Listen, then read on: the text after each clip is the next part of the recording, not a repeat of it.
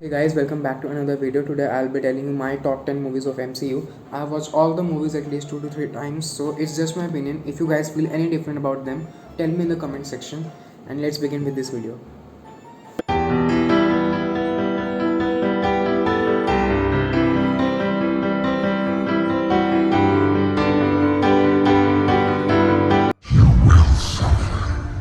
Pain's an old friend. Dormammu! I've come to bargain! Dormammu! Dormammu! Dormammu! Doctor Strange is a very good movie. All the action sequences are good. The editing done in the movie is very good. The VFX is of the top quality I can expect. Plus, the plot is just amazing. How the Doctor Strange fights with Cassilius, as well as the Dormammu, the end scene, which you guys just saw. How he is caught. He's not caught. He has caught Dormammu in an infinite time loop where the series will take endless position until Doctor Strange decides to just let it go. So it was a very good idea of Doctor Strange to stop Dormammu from taking our world. So yeah, Doctor Strange just saved the way in the very intelligent way. How he became Doctor Strange is a very good story. How he was a neurosurgeon, he met with an accident and then he went to Kathmandu, Nepal to take training from the Ancient One. The plot is just mind blowing. He would still be alive.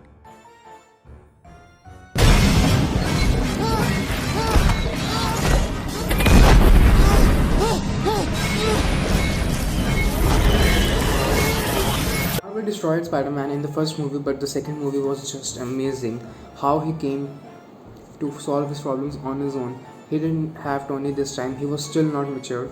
He took many bad decisions along the way, like trusting Mysterio. Mysterio who fooled Spider-Man that he was a friend, but instead he turned out to be the biggest enemy he could ever expect. But he took him down himself, which was the good thing to see. And finally, I can see Spider-Man rising from here, and he doesn't need anyone else right now. He's just matured enough to take. But plus, his identity is revealed for the first time. The identity of Spider-Man is revealed in the public. So it will be interesting to see how they deal with it in the next phase 4, which was gonna begin with Black Widow, but we'll have to wait longer for that.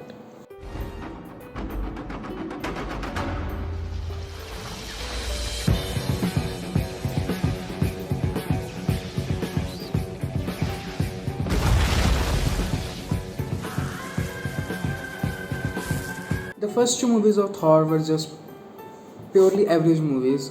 Thor: The Dark World was a bad movie for me, but Thor was an average movie. But Ragnarok just got it to the next level. Taika Waititi did something which I don't think any other director could have done to this character, because for me it was the weakest trial. It's still the weakest trilogy, even because of Thor Ragnarok. It is the weakest trilogy in the Marvel, but still the Ragnarok is such a great movie. It is such a great movie.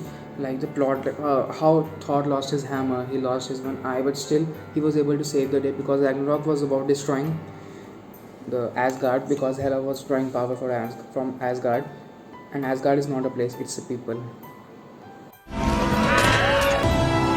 Heroes united for the first time in the Marvel's Avengers, just because of the reason Loki entered through the portal, which is now we can call it a space stone. It was revealed much later in the series, but still this was the movie which set up all the collection wise, because Marvel earned good profit with all the movies. All the movies were working very good on the box office, but this movie just broke ultimate records of that time. It was for a long time the fourth highest grossing movie ever made, with the collection of around $1.5 billion.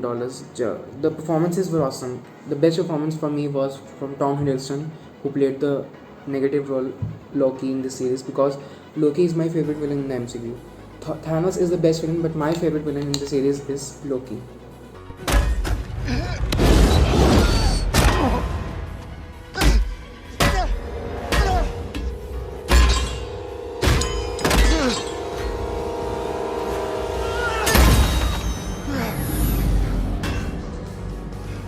This is a proven statement that the movie is made good just because of the villain.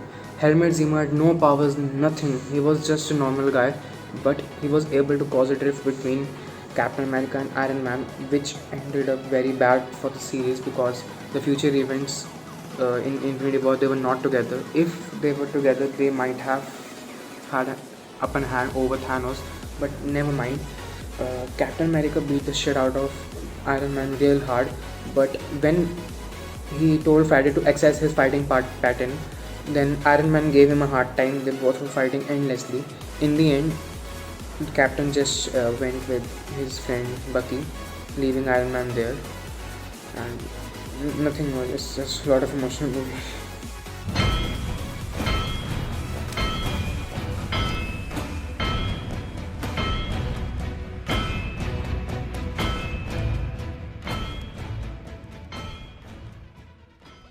Iron Man is one of the best.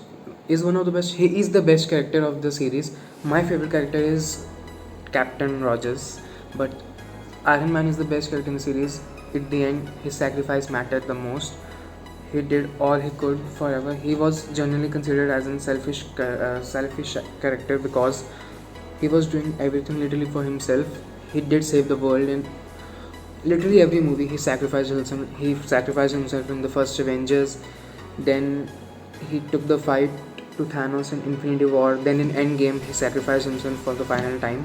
So that's just an absurd statement. Don't trust that. Iron Man is the best character, and the origin story of this movie is just awesome. It is just awesome.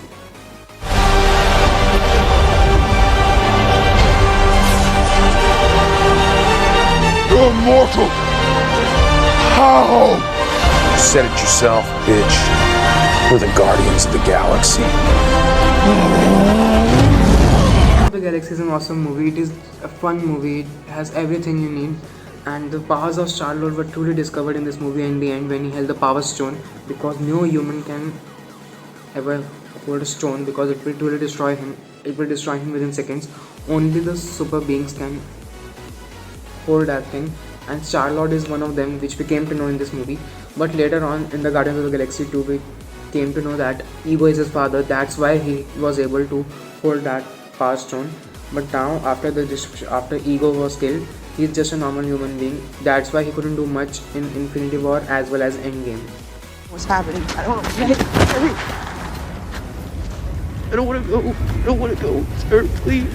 Please, I don't want to go. I don't want to go.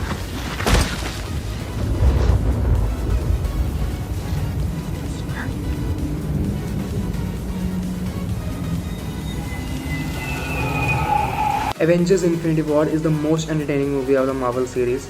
It's not the best, but it is the most entertaining movie because it's a long movie of around 2 hours, 35 minutes, 40 minutes, but you never feel bored even for a single moment. Time passes very fast for this movie because there are multiple events. There are multiple places where fight is being taken, like on the Titan, then we went to Vormir, Nowhere, Asgard. Asgard was destroyed in the very first scene in the ship. Earth. There are many planets where they are taking a fight, so it's just, Nidavellir, where this Thor got his new Stormbreaker. So it's taking place it's a lot going on in that movie. I can't discuss all of it, but the end of this movie was just disheartening, and I'll get emotional. I'll not go into that road.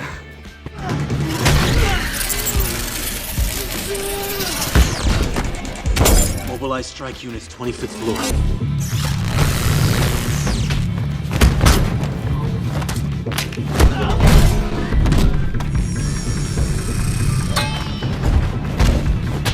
This is what you call a pure action movie because there is very little VFX in this movie. Captain America the Winter Soldier, just pure action sequences. The fight between Winter Soldier, Bucky Barnes and Captain Rogers. Every moment in this movie is crucial because the Captain got to know. Captain is dealing with his new life, because he's been in ice for 70 years. He came back, he fought with Loki with the help of other Avengers, and now he's trying to live the normal life in this era.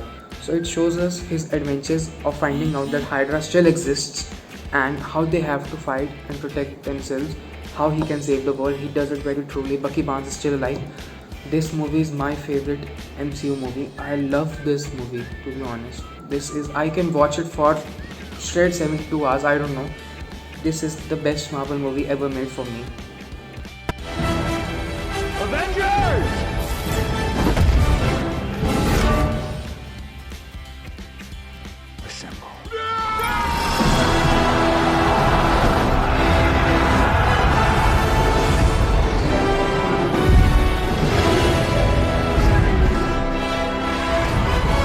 marked the end of a beautiful era for us. It was very disheartening to see Iron Man sacrifice, Captain Rogers walking away, Thor's just going. Thor's next movie is coming, Thor Love and Thunder, where he'll finally rest, and the main character will be played by Valkyrie, I think, or Thor's previous girlfriend. We will see what happens there. And Black Widow is dead, Hawkeye will come back, Hulk will be out of the series soon. Falcon and Winter Soldier are getting this series. There's a WandaVision series, there's Loki series, but our main Avengers, all 6 of them are literally gone. So it was a satisfying end to the epic era, and all the moments, Captain lifting Mjolnir, Avengers Assemble, Iron Man sacrifice. This movie has got a lot of it into it, and it just can't be placed at any other position except number 1. Thank you guys for watching this video. If you like the video, please give it a thumbs up and subscribe to my channel. Share this video as much as you can. Support me, and we'll meet in the next video. Bye.